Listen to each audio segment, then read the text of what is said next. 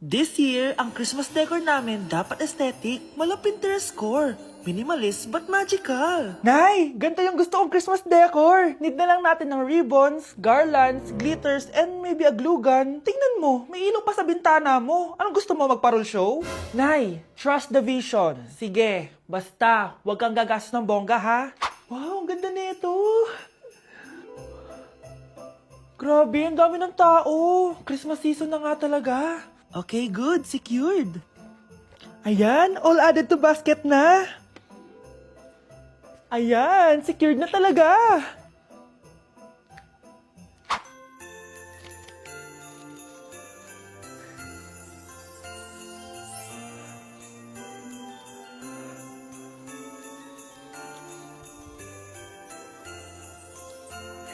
Anak, paubos na yung ribbon, no? Oh, eto, ribbon ng cake. Same color naman eh. Pwede na yan. Nay, masisira yung team. Magkaiba yung sukat, oh. Nay, ba't mo inopin yung electric fan? Mainit kasi. Ay, Diyos ko, ang kintab ng pusa. Ang gulo na tuloy. Gusto ko lang naman maging maganda to eh. Anak, maganda naman oh. Tingnan mo.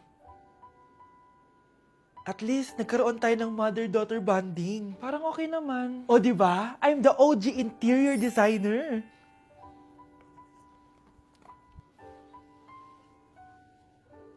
Hindi siya nagmukhang pang Pinterest dahil mas maganda yung ginawa namin. Eto, Nay, para sa'yo. Oh, ano to, anak? Nakita ko kasi yan sa National Bookstore. Tapos naalala ko, di ba gusto mo ng planner na galing sa mga coffee shop? Kaya binili ko na yan. Baka maging acidic pa tayo kakakape natin. Makuha lang yung planner na gusto mo. Tsaka binilhan din pala kita ng pouch. Lagayin mo na kung ano-ano, Nay. Oh. Aw, thank you, anak. Welcome, Nay. Nay, pengi baon? Ito, anak. Lu, bakit 20 lang? May mabibili ba ako dito, Nay? Aba, ba't di ka na lang magpasalamat? May baon ka pa. Nay, dagdagan mo to. Teka lang, nasan yung hanger ko? Okay na pala to, Nay. Bye-bye na. Nayo, nagsweldo na ako. Ay, hindi na, anak. Ipunin mo na lang to. Sige na, Nay. Pambili mo din ng gamot yan. Oh, sige. Salamat, anak, ha. Anak, kainin mo na to! Nay, ayoko nga niyan. Aba, ang dami-dami nagugutom dyan na bata sa labas, tas ikaw ay mo kumain? Akala mo naman mabubusog yung mga bata sa labas kapag kinain ko yan. Mabubusog kapag eto pinakain ko sa'yo. Ito na, Nay, kakainin ko na. Nay, namiss ko na yung mga luto mo. O, sige, anak, lutuan kita, ha. Excited na ako, Nay. Grabe pala si nanay. Buong araw nagtatrabaho. Ang dami na lang sinasakripisyo para sa amin. Siguro, deserve naman nila ng something for Mother's Day. Good morning, Nay. Nay? Nay? Nay, gising! Ano ba yan, anak? Ang ingay mo naman. Iidlip lang ako. Pinakaba mo naman ako, Nay. Andyan na order ko.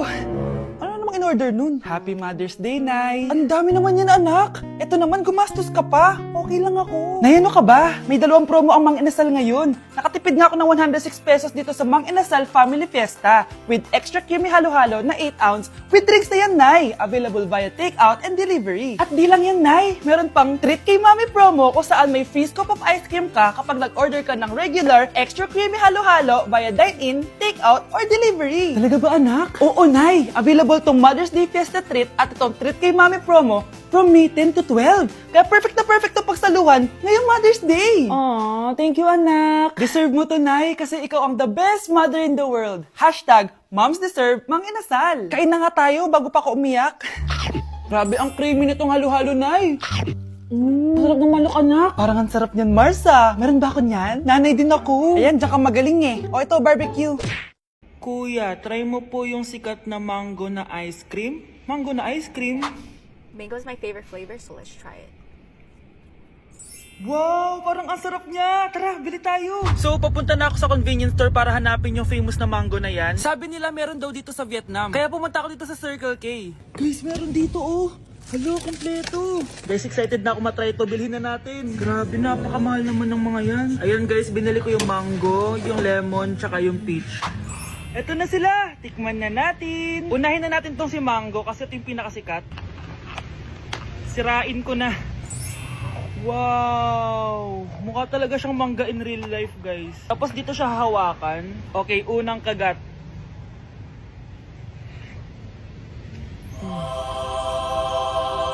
Ang sarap na! Lasa talaga siyang mangga, promise, na may konting gatas. Medyo maasim din siya na onte. 10 out of 10 to sa akin, guys. Okay, next naman itong peach. Mukha siyang puwet ng bata, oh. Okay, kagatin na natin. Ang nostalgic ng lasa niya. Nangingilo ako guys, sobrang lamig. Parang sarap niya, hindi siya sobrang asim, hindi rin siya sobrang tamis. Like, sobrang sakto lang talaga. For me, 9.5 out of 10 to. Okay, last, etong lemon. Wow, mukha talaga siyang lemon, no? Okay, unang kagat. Ba't parang wala siyang lasa? Tapos, hindi rin siya lasang lemon. Parang ice cream na wala lasang wala. Wala akong nadalasahan. Alam ba kami sakit na ako. 2 out of 10 lang to sa akin kasi hindi niya ako na-satisfy. For me, masarap naman sila kaya itry nyo guys. At kung may gusto pa kayo ipatry sa akin, itatry natin yan. So comment lang kayo guys. Bye! Update sa nawala kong passport. 9 o'clock na ng umaga at literal na wala akong tulog sa kaka-overthink ko. So pupuntahan ko na yung store kung saan ko naiwan yung passport ko. Lord, sana nandun pa. Nag-search ako tapos 10 AM daw sila nagbubukas. So pupunta na tayo doon bago sila magbukas. So naglalakad lang ako papunta sa subway. Nandito na ako sa subway guys and kinakabahan na ako. Hindi ko talaga alam gagawin ko pag wala talaga dun. No, hindi pwede. Makakapag-Japan kami. Kasi sayang yung mga binayad ko, be. Guys, nakasakay na ako. Guys, nandito na tayo. Kinakabahan ako. Tapos naiihi pa ako. Guys, wish me luck, Lord. Please, sana nandun. Nandito na tayo sa Myeongdong, guys. Tapos dun yung papunta dun sa store. Ako lang pala mag-isa ngayon, guys. Hindi ko kasama si Honey Bunch. Solo traveler. Pinapaayos ko kasi siya ng mga gamit. Pag uwi ko dun sa hotel, diretso na kami airport. Ganun. Grabe sa isang katangahan. Sobrang mahal. Mahal maging tanga dito, guys. Wait lang, may napapansin ako. Parang ang fresh ko dito sa Korea. Yun ang glass skin, no? Ito yung store, yung tier. Diyan ko nawala yung passport ko. Lo, tinitignan ako na ito, oh. Guys, may mga staff na. Try ko magtanong if may nakita silang passport. Sana pansinin ako. Hello? Deadma challenge sila, guys. I left my passport yesterday here. Yes. Can you please check? Guys, sana nandito. Tinakabahan na ako. Lord, please. Magkakabait na ako, please. Hala, guys. Hala, ano tong hawak ko? Passport ko yata to. Yes, makakapag-Japan tayo, guys. Over naman, no? Hindi na siya nag-overthink. Iniisip ko ngayon, pupunta tayo na Japan. Guys, nasa airport na kami. Tuloy na kami sa Japan. Bye, Korea. Ano masasabi mo? Alas na tayo ng Korea. Babalik pa ba tayo dito? Yes, at sana next time hindi mo na makakalimutan yung passport. Honey, happy anniversary. A day in my life as... Ano ba special sa akin? Kuri. Kura. Game 1. Bawal ang malapit na ma-dropout sa school. Di ako yun, ha? So for today's agenda, may pupuntahan tayo. So secret muna. Pero sasabihin ko na. Ano ba talaga? Bala ko kasi mag-business. Wow, business! OA. So hindi ko muna sasabihin kung anong business yon. Mind your own business muna. So guys, dahil anniversary na namin ni Honey Bunch bukas, bibilang ko siya ng flower and cake. So nandito na tayo sa flower shop ngayon. Ayan na guys, so nakabili na tayo. So pinili ko pink roses and ganito yung design niya. 12 pieces to guys kasi in each month, mahal ko siya. So 12 months, gets nyo ba? Wala. Happy anniversary Honey Bunch. I love you so much. Sana magkaanak na tayo. So bibili ako ng cake para kay Honey Bunch. 2 cake yung binili ko. Tapos ito yung papadedicate ko. Ate, pwede ba to? Guys, yung mukha ni ate parang gusto niya sabihin sa akin na sana sinend mo na lang yan sa messenger. Seryoso ako. Gusto ko talagang padedicate yun sa cake. Sa mga nagtatanong kung kapatid ko ba to, hindi ko po yun kapatid. O sige na, mag-promote ka na. Shoutout po sa O, akin. diba? May bayad yung promotion dito. Kala mo libre lang yun. Sige na, ipapromote na kita. Ilalagay ko na lang sa bicep mo yung TikTok mo. Ayan. So guys, nandito na tayo sa labas ng bahay. Bigay na natin to kay Honey Bunch. Happy anniversary! May cake ka. Honey, happy anniversary! So anong wish mo para sa ating dalawa? So yun lang naman. Sige na. Nay, maniligaw ko nga pala. Hi tita, ako nga pala si Enzo, ang soon-to-be jowa ni Scarlett. Enzo? Anak, di ba yan yung anak ng mayor? Opo, Nay. Galing mo talaga pumili, anak. Mukhang magkakapera ako A few moments later. O sige, pumapayag na ako na maging jowa mo tong anak ko. Yes! Pangako tita, hindi ko papaiyakin si Scarlett. Pwede mo na akong i-kiss. Paps! May bayad ang kiss sa anak ko, ha? Nay, ano na naman yan? Aba, syempre, ang mahal ng diaper at gatas mo ng bata, tapos libre lang. Eh, ano naman? Tita, magkano po ba? Magkano? Eto price list. Holding hands, 200 pesos. Hug, 300 pesos. Kiss sa kamay, 500 pesos. Kiss sa noo, 700 pesos.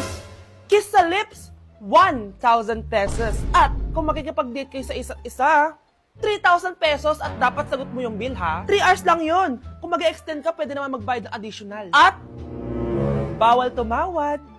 Pili ka na lang. Na yung mahal naman, Diyos ko. Eh ano naman, business is business. Kailangan ko ma-ROI mga nagastos ko sa'yo. O ito po tita, cheque. Unlimited kiss na yan na. Cheke, Kahit gumawa pa kayo ng 10 anak. 1 million ba to? Ano to? Idedemanda mo ko? Ano ba ginawa ko sa'yo? Oo, ipapademanda kita. Gagawin mo pa akong business mo, ha? Wala ka namang business permit. Tsaka ang mahal naman ng mga presyo mo. Eh di naman gano'ng kaganda tong anak mo. Teka lang, joke lang yun eh. Mahilig talaga ako maganon. Isusumbong ko kayo sa tatay ko, Mayor. See you sa kulungan. Kukulong na naman ako. Trigger warning, kung takot kayo sa tahi, huwag niyong papanoorin to. So may nag-comment, bago ko sagutin yan, gusto ko lang sabihin na Happy New Year everyone! Tapos na yung 2024. So, answering the question, ano po yung nasa labi niyo? Tinahi po yung labi ko. Ang ginawa pong surgery sa akin is lip reduction surgery. So, pang 5 araw na to guys, and as you can see, hindi ko na ilalapit kasi baka matakot talaga kayo. Bakit ako nagpa-lip reduction surgery? First of all, siguro lahat naman tayo may insecurity. And kung di nyo napapansin, malaki talaga naturally yung labi ko. Mas malaki yung sa taas compare sa baba. So, hindi siya proportion. Actually, dapat hindi ko na siya itutuloy. Pero may isang bagay kung bakit ko siya tinuloy. And yung number 2 reason ko is palagi ko siyang nakakagat whenever na kumakain ako. So, dahil nga malaki yung labi ko, marami